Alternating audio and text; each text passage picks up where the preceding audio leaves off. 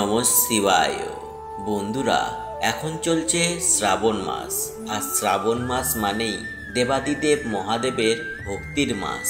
তাই বন্ধুরা, আজকের এই প্রতিবেদনে আপনাদের সামনে আমি দেবাদিদেব মহাদেবের একটি শক্তিশালী মন্ত্র তুলে ধরেছি, যা মহাদেব নিজেই বলেছেন এই মন্ত্র উচ্চারণ করলে জীবনের সমস্ত দুঃখ সমস্যা কেটে যাবে, তাও শুধু 24 ঘন্টার মধ্যেই। লক্ষ লক্ষ কোটি কোটি শিব ভক্তরা বিশ্বাস করে এই মন্ত্রটি শ্রবণ করেছেন। লক্ষ লক্ষ কোটি কোটি ভক্তের অনেক সমস্যা কেটে গেছে, তাও শুধু 24 ঘন্টার মধ্যেই। তাই মনে ভক্তি এবং বিশ্বাস নিয়ে দেবাদিদেব মহাদেবের কাছে নিজেকে সমর্পণ করুন এবং সাথে উচ্চারণ করুন অথবা শ্রবণ করুন অন্তত 10টি মিনিট এই মন্ত্রটি মনে মনে আপনারা যদি শ্রবণ কিংবা উচ্চারণ করতে পারেন, তবে আপনাদের সমস্ত সমস্যা দূর হবে। আর এই সকল সমস্যা আপনারা অতি অবশ্যই দেবাদিদেব মহাদেবের কাছে ভক্তি সহকারে নিবেদন করবেন এবং আপনি ধন্যবাদ জানান এই ভেবে যে আপনার সমস্ত সমস্যা কেটে গেছে এবং আপনি খুব সুখে জীবনযাপন করছেন। দেবাদিদেব মহাদেব আপনাদের সকলের কল্যাণ করুক।